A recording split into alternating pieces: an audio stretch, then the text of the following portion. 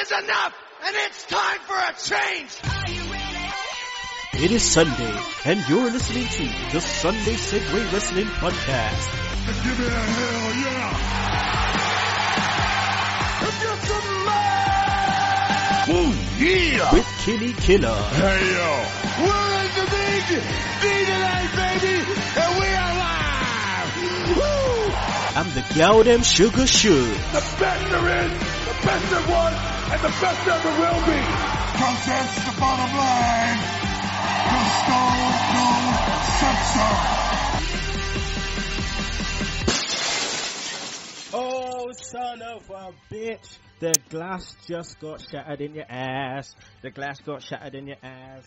Because it is Sunday. Get ready for Segue. The glass just got shattered in your ass. It is the Sunday Segue Wrestling Podcast, episode 130, right here on BOC Nation. And I am the man of the hour, too sweet to be sour, the one man with no Instagram, Kinny Killa.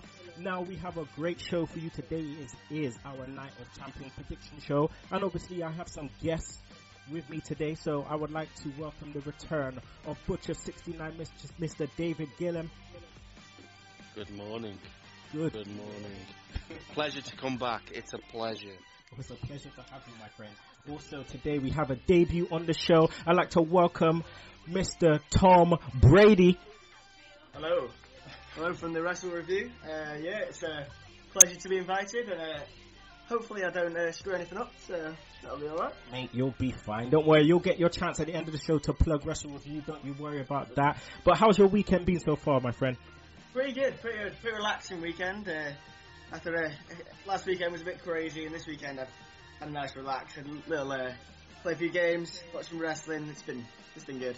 So, what wrestling have you been watching recently? Well, last night I caught up on NXT and TNA. We're watching some ICW in preparation for going to the Manchester show. Nice. So that's going to be exciting. I've also been still trying to catch up with the G1 Climax. There's just too many nights to catch up all in one. It's crazy. Oh, tell me about it, man. I managed to do it. It's the first time I did it. I thought, you know what, I got to do it. Go hard or go home. And I did it, and it was just so much wrestling. But it was great to watch. So, you know, I can't complain. Super. Like, every match is amazing so far. But it's just finding that time to watch one every night. It's crazy. I'll give you a bit of tip. Fast forward all the tag matches and just go straight for the tournament. Yeah. Because 3-hour pay-per-views every day is a long bloody thing to do. Oh, God. Dave, as we touched upon before we went on air, rum bottle equals hungover Butcher. It really does. It fucking destroyed me. You know what I mean? Well, no one could beat the Butcher. No one could be a fucking bottle of rum, so. Man tapped out to the rum. Okay, dead tap. I've tapped out. Oh shit. Well, we are going to be going to Rev Pro in October to see the New Japan guys. I've got a meet and greet with AJ Styles, Shinsuke Nakamura, and Okada. And David has managed to jump on board as well, which is great. So It's going to be Gillam, myself, Darren Dyer, and the Mark Billy Johnson. We're all going to be rolling Seghead's road trip. So make sure you watch this space because we'll be, posting out some photos and shit from that. But let's get into the show either way. Sunday Segue Wrestling Podcast here on VOC Nation. Check out the website, sundaysegway.wix.com/Sunday Segue. Also, make sure you follow us on Twitter. That's at Sunday Segue. Segue spelled SEGUE. Like us on Facebook. Subscribe to our YouTube channel. We're on iTunes, Podomatic, Stitcher, and don't forget to download that Double Twist player. Right, time for some shout-outs. Segheads, sorry if I can't get you all in. You know how we do. I'll fit you in next week. So, shout-outs to Dan Young, Jonathan Robbins, that's at Good Guy Steve, Melanie Tettleton. Who else we got? We got Zach Hadron. We've got Ingrid Held. Shout out to the Germans. Also Lex Express, Tim Kelly, and Wrestling Soup fans. I will fit the rest of you in next week. Tom, you got any shout outs, my friend? Not really, just one to my pal Azim Salim. If he's when he gets a chance to listen, just that's the only one. Azim, listen, bro, you're a fan. and a friend, of Tom. So I'm gonna extend an invite to your way soon, via Tom to come on the show. You can even come on with Tom if you like, and you lot could face off in the Beat the Clock challenge. That will be great to see. That'd be exciting. Any shout outs, Dave? To my boys on Max Wrestling Podcast, I'll be with you after this. And of course, if you're listening to VOC Nation, it's already happened. It's already happened. He was on there just before us. But yeah, I also want to give a shout out to our business partners in crime. That's maxwrestling.wix.com/Max Wrestling. The latest issue is out, covering our interview with former WCW Cruiserweight Champion Evan Courageous. Also want to give a shout out to Offshoot Radio, the Pigeon Patrol. Also want to give a shout out to a podcast about nothing. That's our brothers from VOC Nation, Attitude of Aggression Podcast and Badass Wrestling Podcast. So, Tom, you know what time it is, my friend. It's impressions time.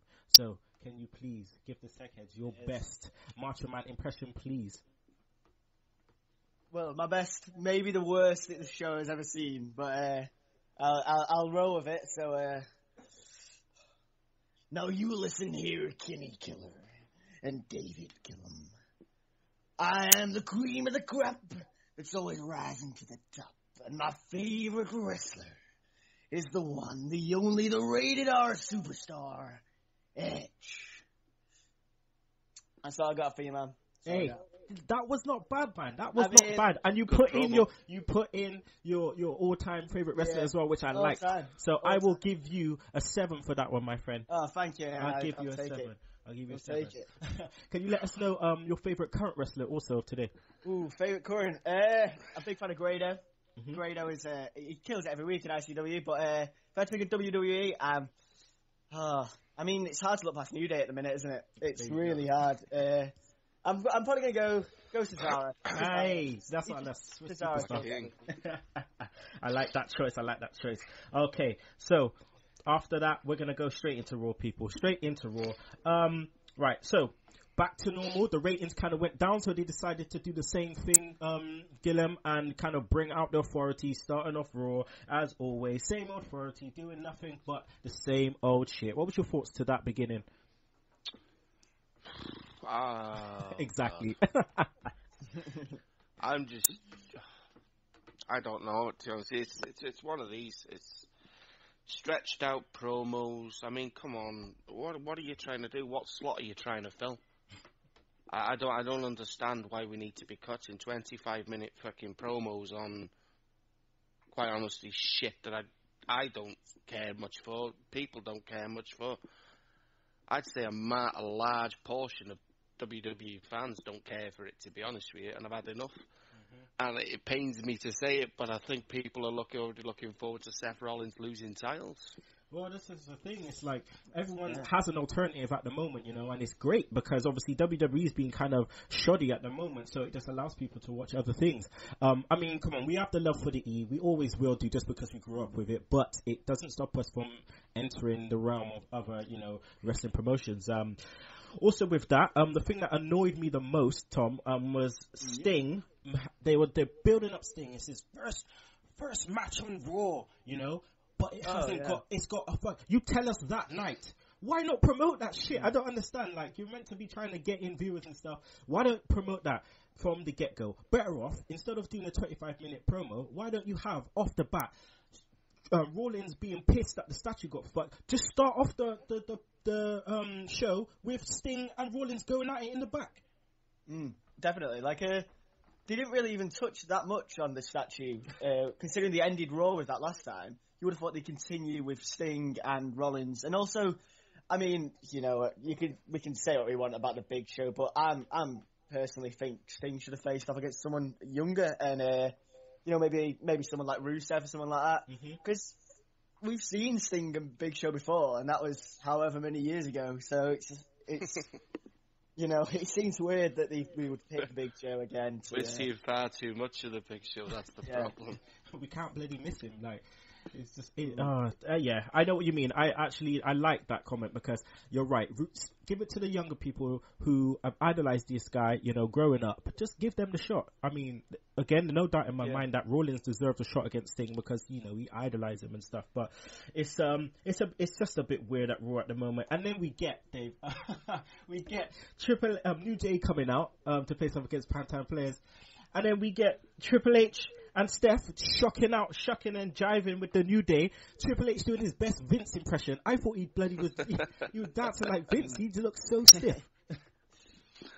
It was funny though. I love the New Day one. I love it. I detested them when they first come in. They looked so. Can I use the word green? And none of them are green. But they just look, obviously green as a tag team, they didn't look right to start with. But now, it's perfect. It's perfect. Everything about them, you know, from promos, charisma, their comedy, they're fucking fantastic. And if the Dudleys beat them for the titles, I'm gonna fucking rage. I think everyone's gonna riot, man. Tom, I know you probably share the same sentiments. I mean, I don't know if you listen to the New Day on Jericho's podcast. I have. That's actually one of the favourite Jericho ones. Yeah, super. It was great. Now, there's this new show called Table 3 or something on the network. I haven't watched it yet, but New Day are the first one. Apparently, it was really good. They've got just this built-in chemistry that's just kind of built up organically, haven't they? Yeah, they're really good. They're they're clicked. Yeah. They've clicked. It doesn't look as if it's. How can you put it? It looks natural, doesn't it? Like they don't look like they're molded and they have to do this and they're told to do this. It just flows. Yeah, I don't know. They bounce off each other. Yeah, that up down show that Xavier Woods does. I mean, that as well. You can tell like they really genuinely like live their gimmick at the minute, and I think that's why it's so good. I take my hat off to Xavier Woods. I mean, I was a fan of him in TNA as Consequences Creed anyway. The guy is so talented. Yeah. You know, and the guy is probably the most educated person in the WWE. Easily. You know, that's one talented guy. He's brilliant. It's just the way as well. He's just like outside of the ring, Tom. He's the mouthpiece, and it's like, for instance, Tom, the Pink Panther theme song on the outside. The trombone and trumpet is class.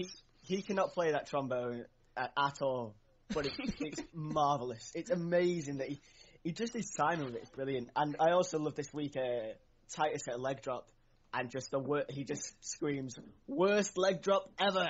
Like he's just on point every week. But in this match, he's a future commentator. He is. Oh yeah, he's up there, or at least a manager for some kind of like top, heel superstar. I would say. He's good. He's a good mouthpiece. He's the new Teddy Long, I think. He's the new Teddy Long. Who's just, We're going to be seeing him in 40 years, doing the old shimmy dance and stuff like with that. With the trombone. With the trombone. I tell you what, he actually plays the saxophone. Yeah, He's a great sax player. But he just thought, I'll bring the trombone into it. There was a great bit where O'Neil tried to touch the trombone, and Xavier was like, "Don't you dare touch my trombone! Don't you ever touch my trombone!" And the thing is, the great thing about it, you can hear all the ranting outside the ring, and it's just great. It's just great. I love it. PTP, where did they go now from here? They obviously lost the match after Big E and Kofi did the tag team move and took it down for the win. But where do they go on from here, Dave? Because it's obvious O'Neil is over with parts of the WWE universe. I love Titus. I think Titus he's a monster. The only thing that guy lacks is believability in his promos and the way. He tries to be funny, but he's not. Do you know what I mean? He kind of lacks that thing. I personally think Darren Young is the funny one out of the two of them. But Darren Young, I don't know. Darren Young, he's talented, But to me, I've got to be careful here. To me, he's a black John Cena. I kind of know what you mean. Black John Cena, and I can't click with Young. I appreciate all his ability and things like that, but Titus O'Neil, my God, that guy is a powerhouse. I don't see runs with the titles from any, honest with you, but as a tag team, I think it was a mistake to start with. Yeah, okay. They suffered the New Day effect, if I'm honest.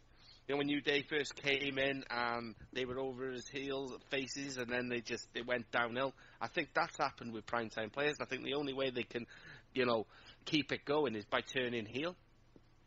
Yeah, I don't even know if that's going to work. I don't know. I think it's kind of... The thing is, they just need to alter their thing a bit, because at times they can be funny, but it's a little bit too forced, and I think that if they got the organic kind of feel, because right about now, the whole era of baby, fans chanting for baby faces and so on and so on is kind of over. Everyone should be a tweener, and everyone should be allowed to like who they want to like. Tom, let's just go on to the next match, which was Paige versus Sasha Banks. So over the last couple of weeks, these two have been fighting. The worst one was the first one, where they told us we were basically going to get a minute and 46 of this match. Sasha Banks took it down last week. Then they had a match on SmackDown, and now they did it again this week. How important is it to establish Sasha Banks now? Because she is obviously, for me, the best diva in the company at the moment. She can run her. She knows her character. She just like the New Day, she lives that all day, every day. I don't know if you've seen it in the clips with the New Day, in the backstage fallout and stuff. But I feel they should center the division around her. I would probably agree, actually. Yeah, I still think Charlotte is great. Like, I think she is obviously athletically incredible, but Sasha's got that. She's that step up. She's that, arguably. You can see her being the greatest diva of all time, like given a good run, given a good chance. Because I thought this match was good. I thought it went the right amount of time. They didn't overdo it this week.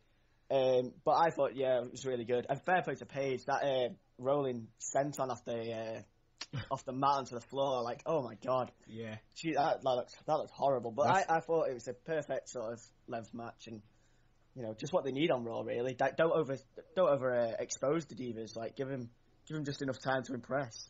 Sasha goes over again, and this time with the tap out. And I mean, the way that they dealt with, Team Bad dealt with her after was great. I think that needs to be done at the moment, where they establish that these girls are bad. They're just going to fuck you up. They don't have to have a reason. They're just going to do it. And Sasha's at the forefront, not Naomi. Yeah. Sasha is at the forefront, And Tom, also, on NXT, you said you've been catching up on NXT. I watched the latest NXT. How great was Sasha Banks just pulling up in the fucking limo, just coming out, her and Bailey going at it. Yeah, awesome. 30-woman Iron Woman match. Yeah. Well, when Regal was making that announcement, he had the crowd in the palm of his hand. He was just waiting and waiting and waiting, and they loved it. Like, they absolutely loved it. And fair play to them, because it's the people saying the best Divas match of all time, and I'd probably agree. It's certainly the best one I've ever seen in WWE. And they absolutely loved it. And I also thought, like, Bayley is also super. Like, when she gets to the main roster, she really could do something as well, like, given the chance. Gillam, Paige heel turn, maybe? They're kind of lacking the heels in the division. It's been on the cards for me for the space of possibly 3-4 weeks, I think. I would like to see her and Becky Lynch turn on Charlotte. Ooh, okay. Me personally, because I think the thing with Becky Lynch is her ability could carry her, for miles. But it's when she talks. See, the thing with me, I feel like she's a lackey. That's the struggle. That's the thing. She's too much of a lackey. In every time she's been in somewhere, she's a bit of a lackey, and she should be on her own kind of, This is where it's all fucked up, really, because everyone should have come in individually, but instead, what they did is they put them all together. I mean, they built them as trios. They haven't given. I mean, Sasha Banks and Bad. To me, I like Bad. I think they're the best one. Absolutely superb. As much as Naomi pisses me off, like, but we won't get into that. I mean, I just think the thing with Becky Lynch is, I think Becky Lynch needs that arm round her. Do you know what I mean? That's kind of where I see Becky Lynch. I mean, it's easy for her to...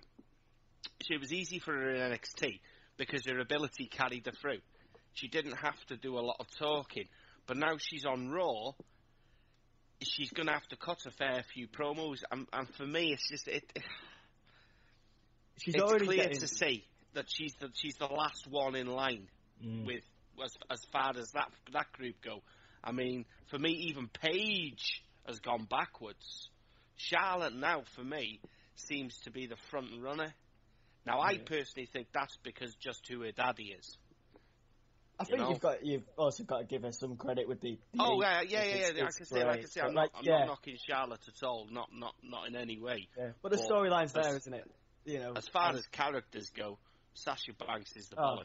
Yeah, she's far and away. You know, she's head and tails above everyone. I'd say in the world at the minute. I'd say her gimmick, her look, the girl can freaking cut promos like nothing. Awesome music. She's believable. She's believable. I mean, I just think she's top stuff. I mean, to the point where I've actually bought her T-shirts. How sad is that? That's not sad, mate. That's just being a legit boss standard. You know, I love her. I do. I think she's fantastic. And you know me, Kitty. I don't do divas. Yeah, I know. I don't do divas. She's turned me like. Tom, next we get the Ballbag. All right, just to give you some perspective, the Ballbag on our show is the Miz. All right, let's just get that out in the air. So the Ballbag has Miz TV, Ballbag TV, and I thought though, Tom, he did really well in this. He looked so shook, he looked scared, and I thought he was great here with the Wyatts, Tom. Yeah, the only bit I didn't understand about this was because I thought the Miz was good. I've got to be honest, I quite like the Miz at the minute. You know, when he's being used like sporadically and he's not too much on TV, I think he does certainly have a place. But and he was good until then Reigns and Ambrose came down, and it seemed like it didn't really seem relevant that Miz was there. But I thought this was it just became a standard sort of standoff arguments. Yeah, like I thought the segment was good. Miz fucked up the Night of Champions. He said Hell in a Cell instead, didn't he? He acknowledged that on Twitter afterwards, which was quite funny. But I thought the lighting looked really good for it, and Bray's a great promo. Like, oh god, what a promo! He's so intense. Like, and I think you can buy it because he is so good at that. Like, it's good that they're hiding Strowman behind Bray. But then, I'd have loved, and if I'm honest, I would have preferred to have seen Bray go after Brock, not Taker. That would have been. I'm done with Taker, to be honest with you. As much as a legend he is, I'm kind of sick of the whole thing. And for me, Bray's the new man. See, the problem with Bray is the fact that they haven't built him up to a point or a standard to the point where he can go after these guys and go over. That's the issue. So every time he goes up against these guys, he just loses, flat out loses every time. And it's like he just keeps doing it. And you cannot build a guy of that kind of credibility, yet by going straight after these guys and putting him in there and losing. Do you think? I mean, if you look at Taker when he first came in, made his debut at Survivor Series. At the time, yes, it was WWF, but that era was also more entertainment. Am I right to say that? More entertainment. Then Taker's character evolved into the Attitude Era, and that's when Taker became, for me, more interesting. You know what I mean? He started speaking more, the ministry, the corporate ministry, stuff like that. Taker's character evolved to an extent. Do you think Bray's character is struggling to evolve to that point where people fear him because we're sitting in a PG era? I'll let you answer that, Tom. Well, I think it's better now that he's got the Wyatt family back, because he certainly needed that, I think, anyway. Like, I think if he gets a big clan of people, I think it could be an incredible thing, like, that they could run with. But I think the issue with him is, like you were saying then, he can beat all these mid-level superstars, like he'll beat Ryback, he beat Dean Ambrose, because everyone can beat Dean Ambrose, seemingly. But as soon as he's up against the top-level superstars, Cena, Undertaker, he's lost, and it really ruined his credibility quite a lot both times. Yeah. Well, and his momentum is Cena does a good job of burying frickin' everyone, doesn't he? But when it's time for him to go over, when it's time for him to do the job, he'll do the job. But I think also what you what you alluded to, Tom, as well, is when you look at it back, okay, you look at Undertaker when he came in, right, in Survivor Series 1990, it was just before. 3 years later, they had, it was the lean year, so you had these super gimmicky things, and if Taker came in at that time, arguably it wouldn't have gone to a thing. But the way it happened, you had fucking $1 Million Man saying he had this tag team partner and blah blah blah, money combined, and he comes out and he's this big thing. Taker then. A year later, Taker wins the championship, right? Yeah. Taker never loses. He never loses, and he lost, arguably the day after on Tuesday in Texas or whatever. But Taker never really lost, and when he did lose, he lost against these big fuckers Giant Gonzalez and all these guys. He never really lost. He got buried by Yokozuna, but with the help of all these people, the storyline basis of all of that made him so strong, but they're failing to do that. One, Bray Wyatt's character is so miffed, right? The one thing is that they said he's a guy that has a following and yada yada yada. Stick with that. Stop trying to do the mystery shit. He's not a mystery guy. He's not a mysterious guy making the lights go out and shit. He's not that guy. He was never meant to be that guy. He was meant to be this guy who has a following. But they're blurring the lines at the moment. I mean, we can talk for ages about this, but let's just move on. Who's calling who the third guy is? That was my next question anyway. Here we go. Let's go, Tom. Who do you reckon the third guy is? There's been a lot, obviously, we've seen on the internet this past couple of weeks. I'm gonna have to go just because I want it so much. I'll go Daniel Bryan. I'm going for it. I'm going for the big one. If it is, they blow the roof off the place, and then people passing out, mate. Well, you've got Hell in a Cell, Survivor Series, TLC, which are free of the lower buy rates. If you got Daniel Bryan back, which I don't know if they can, but if they can and they take advantage of that, they're gonna soar through that bit because everyone wants to see Daniel Bryan. I don't think it will be, but I'm going for it because my heart wants it to be. Man, I want it to be someone from NXT just because it'll be fresh, but it won't be. And it will most probably be Kane for some dumb reason, just because in the promo, Reigns start talking about a monster. So to me it makes sense. It makes sense for it to be Kane. Yeah, but the why? only How? The person it could be as a monster is the demon Finn Balor. Yeah, but how can it be? How can it make sense to be Kane? Kane hasn't had a run-in with them. He's come. He's basically the authority is no more as far as Kane, them two douchebags. It makes sense as Bray Wyatt basically promoting Braun Strowman as basically the guy that's going to create the apocalypse. Now, who's the guy that's more scarier or was scarier? You know what I mean? Than anyone. The guy that the devil's favourite, demon. Then for them to actually bring back Kane, and I mean old Kane. I think that would blow the roof off. If Kane walked out in his old attire and his original mask, the place would go crazy. Yeah. None of this shitty new attire that he brought into the late 2000s. If Kane went back to old school Kane, the place would go mad. And that's been heavily rumoured for a couple of months now. That. Can you see him retiring this year, or do you reckon? He should be an agent now. He should be an agent now. Yeah, but I think he's very, very good, Kane. As a spokesman, he's fantastic. But I do think it's probably time he basically hangs up his boots, as the same with Taker, to be honest with you. I mean, there was rumours of Taker facing Kane at Mania, basically to make it their last, dance together as such. Because there's massive rumours of them both being not separately. Basically, what I've read, the Brothers of Destruction being inducted. Okay. At WrestleMania. That would be 3 WrestleManias, though. Jeez. There'll be 3 WrestleManias they would have fought off against each other. Yeah. But Kane's been there a long time, since 1994, man. Isaac Yankum DDS, like, Yeah. you know what I mean? He's the longest serving, isn't he? He's got the most appearances in a WWE ring. That's a credit to himself, though, because he's he's a good worker in the ring. Like, he's very, very safe. I mean, you look how he's kept himself fit. A guy that size to make that many appearances, you know, that takes some doing, really. And he's still huge. Like, he's a massive man. Like, you know, even in them slacks that he's wearing, he still looks like mean as you like. Yeah.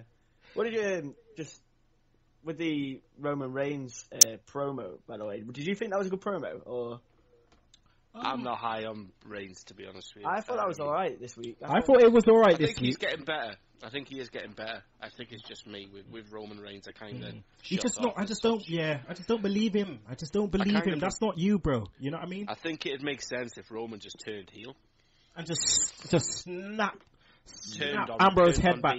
Yeah, just snap his head back, man. Like, oh man. Anywho, let's move on. Gillam, Cena versus Sheamus. I thought the match was okay, but I think it went way too long, man.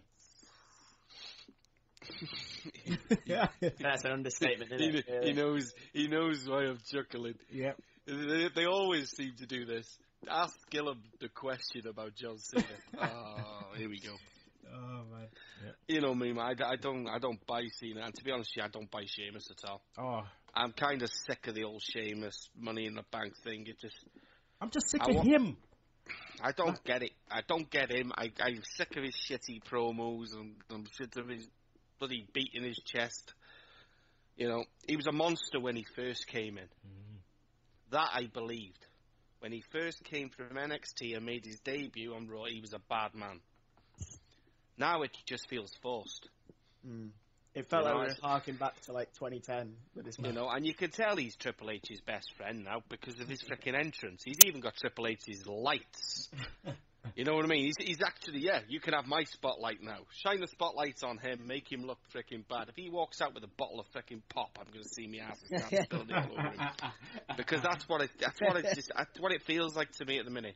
Is Triple H's best friend. Can someone tell me what he says at the beginning when he's in the light? Because I have my own theory. Fella.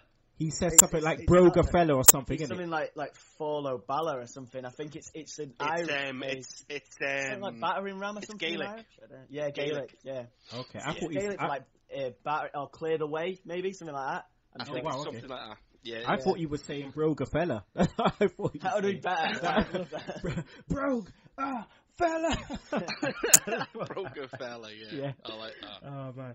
Let's just move off this shit quick because I can't be bothered to talk about fucking John Cena and what's his name? You're gonna save me swearing. Yeah. All right. Let's go on to Ryback and Owens feud. Okay. Tom.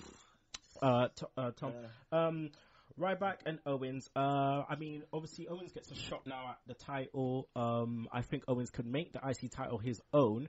How do you think about this promo in the ring and the way they're interacting? I didn't think this was Owens' best. You know, I think he's done better than this, but I think the way they're going, if Owens wins it, then brilliant. Like, I'd be well happy with that. But I thought the Ryback promo was awful. I really didn't like it. I thought the singing of All Shook Up was cringeworthy and ultimately just horrible. They didn't really blend well, I didn't think. It felt very forced. I think Ryback's just so cool. Like, he's so, like, cooled off. I mean, like, not cool as in I like him, like, cool as in, like, ice cold. And yes, shit is what he is. I think he'd fit in very well. I think, like, obviously, I wasn't around at the time, but he seems like an 80s wrestling dream. Like, a big guy. Yeah. He's a bit goofy. He doesn't really even... I don't really even know what his gimmick is at the minute. Like, I can't tell, and it pisses me off a bit because I think Ryback could be good, and I think he could be he could be something that people like. But I mean, he had his chance. Kind of horrible. Like, last week's promo was poor, and this week's was even worse. I think he had his chance, to be honest with you. Yeah. You know, I don't think there's any coming back from that, to be honest with you. I think they only put the Intercontinental title on him to see if he was worth taking a chance on, to be honest with you. I don't think they were actually serious about giving him the title. I think it was just to basically see what we... You know, Rusev's God. I think it might have been meant for Rusev because he did he break his foot before Elimination Chamber, but he was in the Chamber. Yeah. I thought it was meant for him. To be honest, I think he was the one going over, wasn't he? I thought he was at the time. The belt's meant for a heel, man. I mean, if you look at past IC champions, the best ones have been heels, and they've you know, I hark on time and time. They should have given the title to Damien Sandow when he was in the Savior of the Masses heel motion, and kept it for over a year, and said that, you know what, I'm too intelligent for anyone to take that shit off me. They need to put on the heel. The Miz either should have it or Kevin Owens, and they should just like they should have the title for AJ. Stardust would be amazing. Yeah. It would work on Stardust. Yeah, the Cosmic Champion. Could you just imagine? But the thing with Ryback, I mean... Just quickly, sorry, on the Damien Sandow. Have you heard that maybe the robe is coming back? I've heard this week maybe... I have read that. Maybe the robe is making a return and the intellectual... Apparently he's being completely remodeled, isn't he? I think the thing is with Sandow now, they've screwed up with him so many times now. It's just... But the thing with the Miz worked. Oh, it's amazing. You know, I mean... It was the New Day of last year, almost. Yeah, I mean, it can only go so far, though. Because, come on, I mean, you know, when they split the Miz and freaking, you know, Miz Dow up, and they had that match for the name, it was obvious that it was already... What a joke. If you win, you get my naming rights. You're not going to take Miz's name from him. Miz's fucking name. His name is Mike Mizanin. No, but the worst thing about it, is that he is playing another wrestler. Why would you want to get over doing that? You're playing another wrestler. Why would the fuck would you want to do? Anyway, why would you want to do that? But the one bit I did like about the segment though between Ryback and Owens is stuff with the way that Ryback tried to be a little Canuck and tried to fucking you didn't kick the book. And then Owens just fucking ad-libbed and just fucking picked it up and just bam in your face. Did I miss now? Now? I love that. I think that was because it was a more natural moment. Like I don't think that to me it didn't feel like that was planned. Like and I don't know. I think Ryback could be good if he's given him time to be himself, as so many of us would be. I imagine, though he wasn't restricted. I like the way you said about being an 80s kind of darling, because could you imagine Ryback, the size he is and stuff, just not saying anything, no words, just taking people. Could you imagine Brock Lesnar? Could you imagine Brock Lesnar? Well, he would be scary. His character being on Ryback. Oh my god, this guy would be an absolute beast. But I mean, you look at it when Ryback first came in. He didn't actually say a lot, did he? Apart from just feed me more. The problem is that feed me more was interesting, and people responded to it in a positive manner. Now he's just started cutting promos, and people just turn off and just go, "You're pretty bad." Yeah. You know, I mean, I don't buy into this. You know, I think he gets a lot of bad press off his ability. Call him a botch artist. If I'm honest, I think that was all blown out of proportion by CM Punk. Right? Yeah. I've watched matches and matches of Ryback's, and I don't see a lot of botches, if I'm honest. I think CM Punk went up, took his ball home, cried like a baby, and he took it out on the green person. Do you know what I mean? As far as I see. The problem with CM Punk was CM Punk believed his own hype. He believed his own hype. He believed that he was the god, the messiah of the WWE, and he was untouchable. But when they tried to fricking basically bury him to Ryback, he didn't like it. No, not one bit. He didn't like it, and he was negative towards that to Ryback in a way that, you know, you made yourself look like a tit. And if anything, Ryback stood his ground and basically called him out, and then CM Punk went crying because he was scared. You know, and I'd be scared too, because I wouldn't want to get punched in the jaw by him. Nah, no way. All right, let's go on to the Divas match, Charlotte versus Nikki. Now, I have my own thing about this whole thing, because it was like, what was the point of having this match, right, here and then, and the way they did it and the way it was booked? Because listen, we're talking about a record. build the shit up. You already got the thing on the Tron, build it up to the point where it's on Raw, you know, she's taking out people, trying, you know, people trying to stop her from winning, and it comes to this point on Raw where she has a last match with this contender, which is Charlotte, and bam, you make it into this big thing. It main events Raw maybe, and it's into this big thing, but they built it so shit, and then Charlotte maybe goes over, and then, you know, Nikki gets a rematch at Night of Champions. That's what should happen. But instead, what we get is we get them talking about, yeah, they're going at Night of Champions, forgetting that she would have beaten the record. Oh, we're going to have a little match on Raw. Then they fucked it up, and had this fucking shit thing that they do all the time with this damn twin magic. Like, do something new. Do something new, and then now we're going to get this same match. You know, she's beating the record, yada yada yada. Tom, what do you think about the match itself and how it was booked? I actually thought the match itself before the finish, I thought it was all right. I actually thought there was some kind of story. You know, Nikki was slowing down the more athletic Charlotte with the, you know, stopping her arm, like. Do you see those cool, like, weird leg suplexes that Charlotte was doing? I thought they were awesome. Like, I really liked that. Mm-hmm. But the ending came, and I don't know even what to say, because it's just we've seen this already 3, 4, 5 times on pay-per-view this year. Mm-hmm. Why this is still happening when there's this whole Revolution or whatever this is now, it's beyond belief. Like, and to be honest, I thought it's a massive, like, fuck you to Charlotte, because, you know, you get Flair out there, you've got all PCB out there, she's celebrating, and it's just like, yeah, it felt like a very screwy moment for fucking it pissed me off a lot. Like, I think it's because I want to care about the divas, like I do, and I think I do care about some of them, and I do care about, like, I did care about Charlotte getting the title, but now I'm just like, for God's sake, like.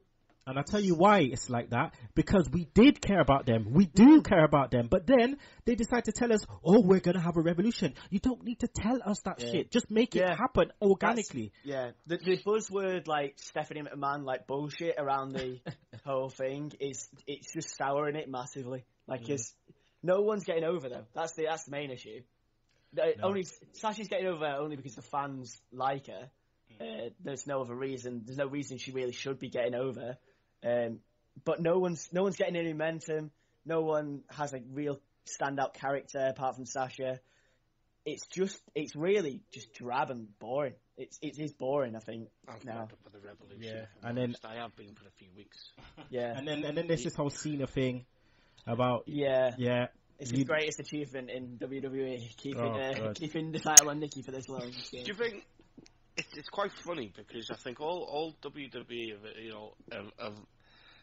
they've been successful in doing is actually burying the original Divas roster. Yeah, that's the way I see it. That's all they've done is bury what was already there. Yeah, they've brought Charlotte, Becky, and Sasha up, and them three have buried the whole Divas. No one cares. No one actually cares about Paige. Your house. This is no, it's not. It's their house now. It's their house now. Listen to the fans. It's their house now. Even Naomi. Do you know what? I think it was like the first time I'd seen them in a couple of weeks. The other week, Sasha's been basically freaking walking the red carpet on her own because she can and she will. Same with Charlotte. She's been caddying them too, and even caddying Becky Lynch. Yeah. You know, and that's just the way it's gone. I mean, I'm baffled by it. She can go. Natalia's looking after Tyson, isn't she? That's the thing. But she's still doing. Natalia's a yes woman as far as I'm concerned. Natalia's got all the in-ring ability in the world. I mean, look at the family she comes from. You know, she's got all the ability in the world. Easily be the longest-serving Divas champion, in my opinion. But she's a yes woman. She will not take her own career by the scruff of the neck. She'd be quite happy doing errands in the back. Harvey Ripple. That is my opinion of Natalia. Take the surname that you've got. yeah? And just go back. I know I'm not disrespecting it. Go back and look at your family's history. Do you want to be that, or do you want to be this? Yeah. You know, strong words. You're supposed to be carrying that name forward, but you're not. Yeah, and I think as well, Alicia Fox might as well just not be there. Oh, don't even get me started on why does she walk like that? Do you know what, right? Why is she got a feather boa? I don't understand. I'm going to do one of gotta these be her things. tail. What's that program on telly? Google... Oh, the Goggle Box. Right, I'm going to do one of them, right? I'm going to tape myself watching a Raw, right? That would be great. And none of it will be fake. There will be a lot of Fs. But the one point I always fucking rage at is when she starts walking down to the ring. Why the fuck has she got to cross her legs over each other and walk like a dick? You're not a model, sweetheart. You're a wrestler. But why do you have to walk as if you're on a catwalk? No one cares. All right, let's move on from the divas before we have an aneurysm. Sorry, Tom. Actually, just say what you're going to say quickly, Tom. Just really quick. I don't know if you caught on SmackDown the Bellabration. No. But yeah, I mean, it was just awful. Just awful. Like, don't get me started. I'll save it at that. Don't get him started on SmackDown. Don't get me started on SmackDown, bro. It's almost the point where I go we have a segment on the show called R.I.P. SmackDown in 60 seconds. But if there's one thing that was good from SmackDown this week, I don't know if you saw when New Day came out and Biggie had a sign saying "Wait for it," and he did a few steps down the aisle and then turned it around and it just said "Booty," and it was brilliant. I thought it was brilliant. Oh my god! All right. Also, just really quick, before that match, there was a segment with like Stardust and Neville. Well, I don't understand the point of that segment. I don't understand why that segment existed. That's why I'm not talking about it. Yeah. Why did that exist? It's a good point. I'm just gonna carry on like it did not exist. Why did that exist? That was a bad half an hour or so on the show. I mean, same with Ziggler and Rusev. I'm done. No payoff. There's no payoff there. I'm done. Cesaro's in a bit of a limbo again, so I'm not really going to talk about that. So we're just going to go straight into the main event. He gets beat clean on SmackDown. Yeah. Bye. Oh my god! Don't really, because I'm going to. I don't understand. He's clearly over, and he's clearly a fantastic player. Yeah, buried again. But let's go straight into the main event. Typical Raw main event, Gillam. Why didn't they just do this to start with and announce that, it was going to be Sting for the first time tagging with John Cena? You know what I mean? People probably would have got up for that. But I've been kind of waiting for that fucking shit, to be honest with you. John Cena to come out and big Sting up and kiss Sting's ass and shake hands and hug and, fuck off, Cena. Honestly, I hate you. The telling part about it is Rollins taps out very, very quickly. Oh, so fast. Puss Rollins. That's what I call him. Puss Rollins. They should not be doing this shit to him. Especially with Jobber Big Show's in the match. Like, Big Show loses nothing by tapping out there. Like, the only thing I can think is Sting couldn't put the lock on him because it's big. Do you know what the problem with Rollins is? His association with Triple H. Triple H is still the man, in whatever position he is. He's still the man. Yep, indeed. He will not. That belt is only on Seth Rollins because it can't be on Triple H. Yeah. The building to Rollins is. You can imagine the conversation. Seth, take a seat. We're going to put the belt on you, but you're actually going to be working for me. You're going to represent me. I'm the champion, really. You're going to make me look strong. So at Mania, I can take you on and beat you.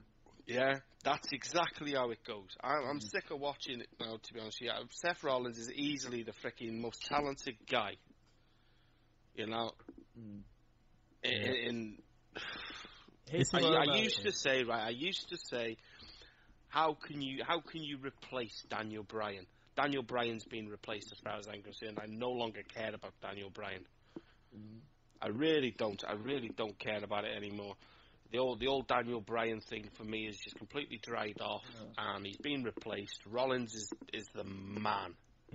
Rollins is the man. Cesaro is a close second. Ziggler's a close third. Owens is a close fourth. Finn, but done. Yeah. Tom, any last words before we finish on Raw? No, not really. Just Big Show was sweating like a fucking pig in that match. Like, oh my god. Like, he should not be going that long. And also, Sting wearing his t-shirt for the match, like some kind of, like... Do you know what? What's he trying to hide? Yeah. It's like, we all know you're 56. Like, we don't care, really, that you are. But don't look like a big indie geek in the main event of Raw, for God's sake. Like, if he wears it at Night of Champions as well. Like, oh... The thing I've always had with this Sting coming back is... I don't like the new music. There was nothing wrong with him coming out to Metallica. I mean, the fact that they bigged him up with you being in the WWE 2015 game, and they had the orchestra with all the masks on, playing the violins, playing his old WCW music. Why change his music, and why now start messing with his gimmick? Why are they trying to make him funny? Why are they trying to copy a gimmick which worked in TNA, right? But he's still got the black and white face mask. I mean, yes, he was a bit crazy even in black and white, but come on. I love Sting when he says nothing and he stalks you. Like That's fucking scary. Sam Shaw. Yeah. There's nothing more scary than where is he? Oh man, yeah, where is Sting? Alright then, people, that's the end of Raw.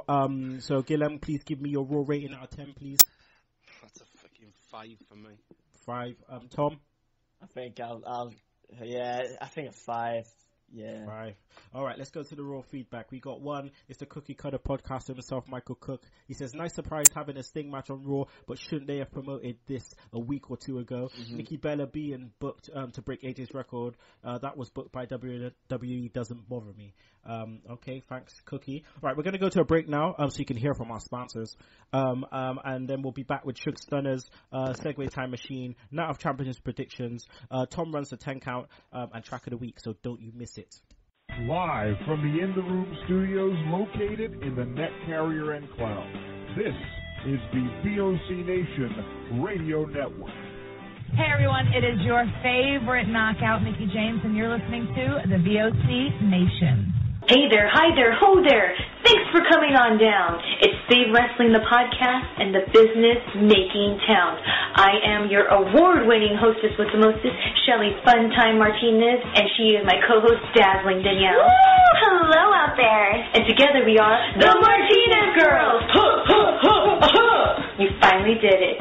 And you can join us here Monday, 6 p.m. Eastern on the VOC Nation as we save wrestling together, Danielle. Fighting crime. Woo! And we're back, people. Sunday Segue Wrestling Podcast episode 130 right here on VOC Nation. It's your boy Kinny Killa here with Tom Brady and the Butcher 69, David Gillam. So, right about now it's time for Shook Stunners. Jobber of the week has to go to Paige. Paige gets the Jobber of the week just because she had jobbed out 3 weeks in a row to Sasha Banks. It's her time, not yours. Bye, Paige. So that's Paige. Then we got Move of the Week. Move of the Week. What should I give Move of the Week to? I think you'd have to go to Charlotte. Yeah, Move of the Week. Yeah. Move of the Week has to go to Charlotte. Yeah, I'll give that to her. Yeah, Move of the... Which move? I personally like those just really that chain of those leg suplexes. I've never seen them before. Like, I thought they were awesome. Like, I really like them. Leg suplexes by Charlotte. Wrestler of the week. Wrestler of the week. Oh man.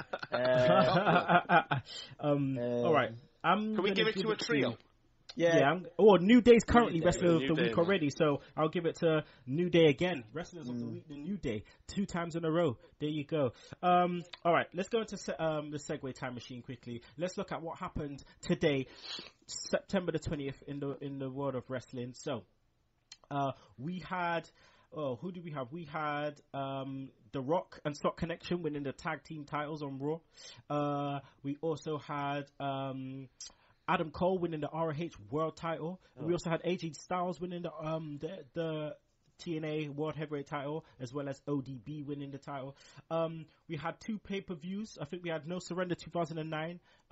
We also had WWF One Night Only, where Shawn Michaels became the European champion right here in the UK by beating British Bulldog in a screwy finish. Also, let's look at what happened on Raw and Nitro in 1999, the Monday Night Raws here. Raw had a 6.1 rating. 6.1. And on that show, Jericho beat Billy Gunn. The Dudley Boys beat the New Brood. Test and Stephanie McMahon defeated Jeff Jarrett and Deborah.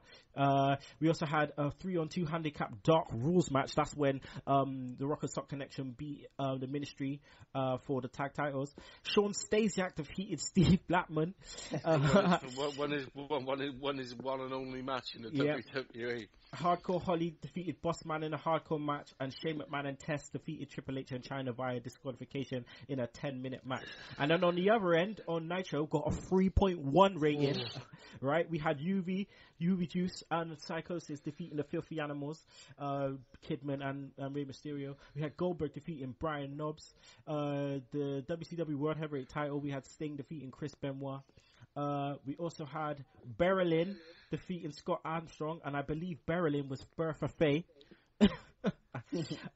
We had the number 1 contenders match for the WCW Cruiserweight title, Evan Courageous defeating Bill Zarek, who was, I believe, Alex Wright, I think.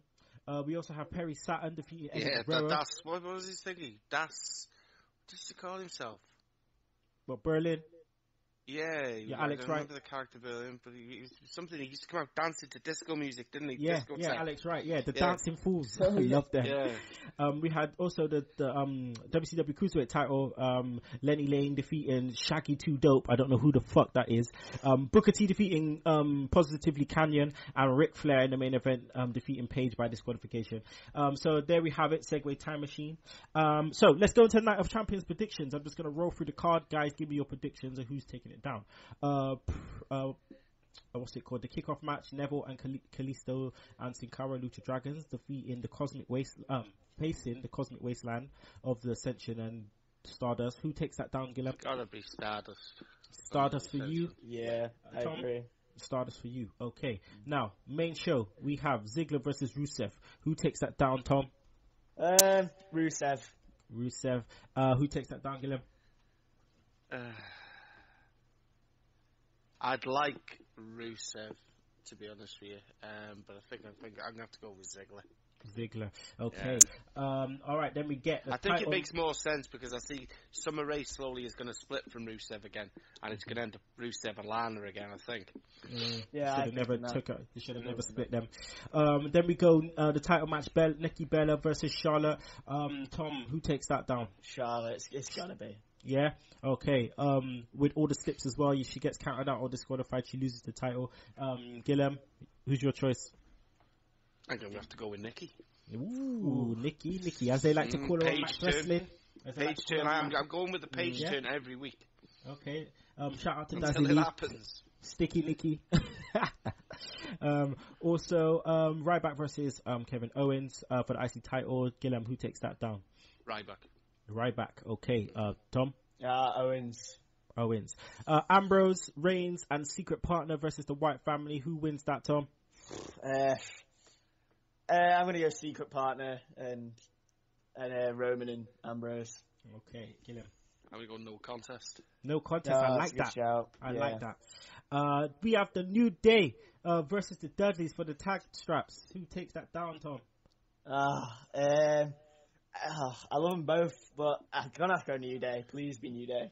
Okay, Gillam? New Day, yeah, prolong this shit. Then they have a tables match at Hell in the Cell, whatever, or TLC, whatever you want to call it. Then we have Seth Rollins against John Cena for the US title. Tom? Cena. Oh, God. Yeah, probably going to be. Gillam? Rollins. And then we get the main event. I'm not saying his name. I know. We get the main event, Rollins versus Sting for the title. Who's taking it down, Gillam? Rollins. Tom? I'm going Rollins and a Sheamus cash-in. Oh shit! Oh, and Sheamus wins? Yeah. I think they're pulling the trigger on the Rollins Triple H feud, and it'll somehow be Triple H's fault because he's got to be fucking involved. Well, if that happens, I'm kicking my TV. All right. I wouldn't be surprised, I wouldn't be surprised if Triple H helped Sheamus. Yeah, walked him down to the ring hand in hand. Because of all this thing that Rollins has been saying, I'm the man. I think Triple H over recent weeks, you've seen that smug smirk on his face every time he's done something with Rollins, and it's almost like your time is coming. I'm gonna make a dick out of you, and there's nothing you can do about it. God damn it! All right, so there you go. Predictions. So right about now, it's time for the 10 count. Tom is gonna run the 10 count now. Tom. This is the rules, my friend. You have 10 seconds to name as many answers of your chosen category as you can. Okay.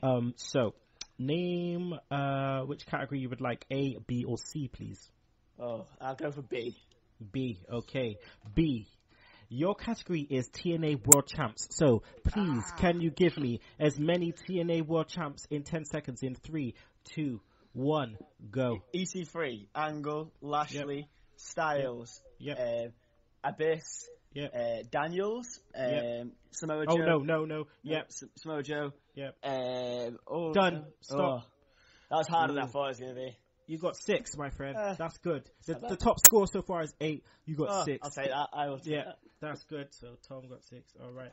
Okay. I'm gonna get the Gillam at some point to redeem himself because he is at the bottom with 0, and I know he's mad about that. So I will. That messed me up. That one, didn't you? Know it did. I got flummoxed. Yeah, I don't think many people would have been able to have done that one. Which one was yours? The ECW. It was ECW, wasn't it? Yeah. Pay-per-views. All right. So right about now, I want to give Tom just a chance to let the people know a bit about Wrestle Review. So roll with it, Tom. I give you about 30 seconds to a minute, my friend. Well, yeah, it's just write every week about something. It's just something that interests me, usually from WWE or something on the indie scene, maybe some TNA as well. And I just write it for fun, just enjoy it. So just hope people enjoy it too. You can follow me on Twitter at Wrestle Review, and it's WR. So, but yeah, just hope you enjoy it, and just check it out if you have the time to read it. Thank you. All right. So it's the end of the show, people. I'd like to thank Tom Brady for coming on the show. It's his debut. You are now part of the cool group, my friend. Welcome. Thank you for having me. It was really fun. I really enjoyed it. Thank you. Also, I want to thank the Butcher 69 for getting up and taking a swig of rum for the working man. And you know how it is. So Gillam, let the people know where they can find you on the Twitter. You can get the Butcher at Dave Gillam 1480, Psycho Butcher 69. And you can get me on Facebook at David Butcher Gillam. And you can also get me and find me in your mama's wardrobe. Oh my god. All right. So yeah, I want to give a big thanks to my guests. So next week will be our review show. We should have on the show Nevs, and I'm gonna give a shout out to someone else to obviously come on as a guest as well. If anybody wants to come on as a guest next week, please holler at your boy on the Twitter. Also, track of the week this week is none other than CM Punk's Fire Burns. After many of people talked about it on the Wrestling Family group on Facebook. So Fire Burns, CM Punk, and if you don't like that, you can choke on that slap nuts. Woo!